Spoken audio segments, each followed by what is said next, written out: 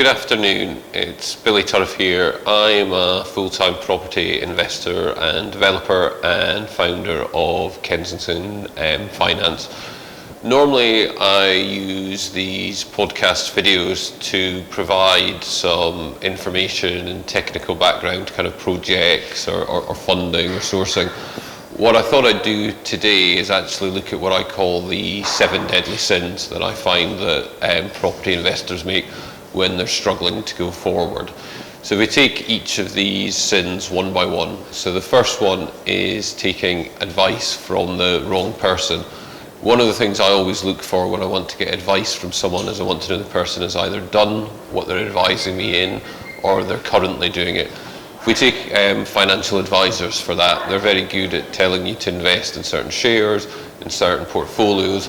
A lot of the time you'll actually find that they don't own those shares, those portfolios themselves. So I don't believe they're totally aligned with you or they necessarily have the experience you need. Similarly, you'll get lots of friends and family and other investors that will say, no, don't do HMOs, do serviced accommodation, do big developments, whilst a lot of the time they've never actually done them themselves. So one of the things is be very careful who you take advice from. And the thing that I always look for, if I'm going to take advice at the gym, I want a personal trainer who's in good shape. If I'm taking advice in finance, I want someone who's worked in finance organisations, finance functions of companies. And if I want someone to help me do listed developments, I want them to have worked in developments before. If I want advice on my HMOs, I want to speak to an HMO landlord. The second biggest mistake I see people doing is having an over-reliance on sourcers. I know I'm probably going to get a bit of stick because I always seem to have a go at sourcers. I just have not found, since 2002, since I've been in the game, any reliable sourcers who can provide quality deals on an ongoing basis to people. I just think it's, in the theory, sounds good, but the practicality and the realities is very different. And again, that kind of goes back to the first point I made. Typically, sourcers are going out trying to find deals for you. They're not actually holding their own portfolios. They're not doing refurbishments themselves. They're not dealing with tenants. So they don't actually realise if a deal is good or not, or how good or how bad it can be.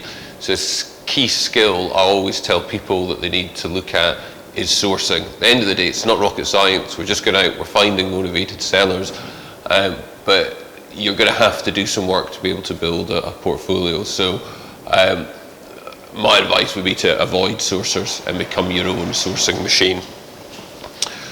The third area that I see quite a lot of is that people don't actually know the numbers. So they don't know the pound, shilling and pence. They don't actually know how to put a deal stacker together. They don't necessarily know all the component parts of it. And ultimately, any business will only be successful if it makes a profit. It's okay having good ideas, good plans, good visions, but it's got to go down to the bottom line. So I accept that not everyone will have it's the left side of the brain in terms of analytical, but if you don't, make sure you work with someone to build up a deal stacker, to understand the inputs and outputs, and it'll take a little bit of time at the start, but you need to be very clear of what your targeted profit is, what your target cash left in the deal is, what your targeted ROI is, etc. So get to know your numbers. Either great if you can do it in your head, if not, just build yourself a simple deal stacker and go through it. And if you want, contact me. A couple of examples that I've used with different people that will help you in that. The fourth area that people struggle with is what I call over-diversification. And that can be over-diversification in areas. So people that have got houses in Liverpool, Manchester, Stoke, London. Ultimately, you then need to build up 4 lots of build teams, 4 lots of relationships with letting agents, but get to understand 4 areas, the different streets, the good areas, the bad areas. I think it's far more easier to focus on one area and preferably be as close to where you live, because the likelihood is you'll already know the area and a lot of that background stuff will do. It will, if you have to go out of town or out of location, do not underestimate how much time it will take you to get to know the area. The flip side of diversification I see as well is when people are doing too many strategies. So they've maybe started with a single let, they've then gone on to an HMO, They've then gone on to serviced accommodation, and that's sometimes because your property is boring. But I think it's far better to get a reasonable portfolio, whether that's 5 or 10, one asset class, one area, get it fine-tuned, get processes, get systems in place for it, have partners, and then by all means, if you want to do something different, but only do it once you've scaled and mastered the first strategy and area that you're looking at. The next area that I find that a lot of people struggle with is that they won't go through the gears, and this is a phrase that Roger Hamilton talked about, that as we progress in business, it's like a car. You must go first gear, second gear, third gear, fourth gear, etc. I think part of the challenge now, we have a lot of stuff out there about 10x, make your goal massive, etc. And I don't want to discourage that, but I also think progressing in a steady state makes sense. So yeah, go and find a single let, master the single let, do a 20k refurb, then jump up to say doing like a 50, 60k refurb, then maybe a couple of hundred, then maybe doing new builds. Similarly, we're going to do with HMOs, start off with a multi-let, start off with the minimos, maybe 3 bedrooms, 4 bedrooms, jumping up to maybe 5, 6, and then if you want to get buildings and have cluster flats in them with maybe 15 to 20, that's fine. But do it in stages. It's great to do everything as quick as possible, but also remember, enjoy the journey. And once you hit any goals, you're just going to rebase them and reset them. If you actually build them up step by step, I think you'll have a far more secure foundations to the portfolio you're trying to develop.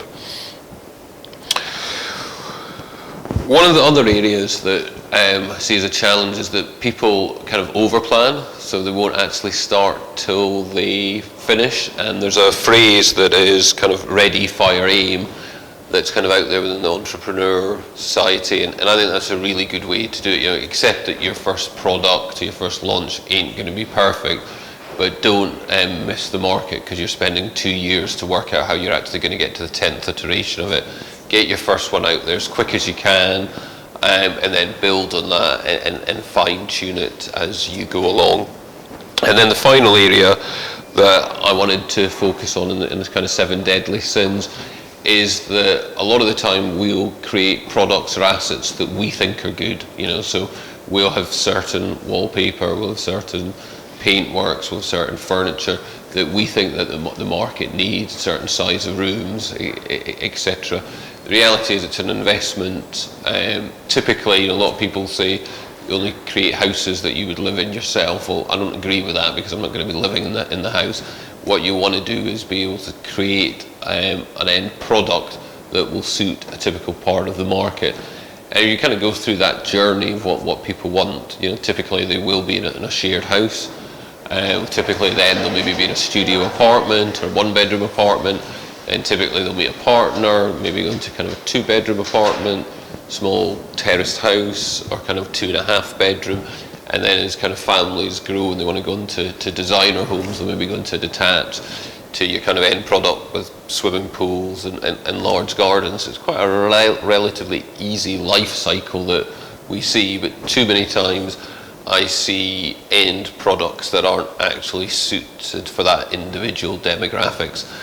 And that can either be at the top or the bottom end. So a lot of the time we'll also see investors, once they might design something nice, but they might not also spend enough time in the actual quality of it. So whether that's the soundproofing, whether that's the ongoing maintenance, etc. So typically we see at both ends, people either overspec something and over-deliver, or they actually underspec it and don't pay for regular maintenance as they proceed. So as I said, I thought it might be helpful just to give you 7 of the kind of common mistakes or deadly sins as I'm seeing, so hopefully you can avoid them in your own journey. If you've got any other key comments that you see or challenges that stop people progressing, please comment below. Thanks for listening and happy investing.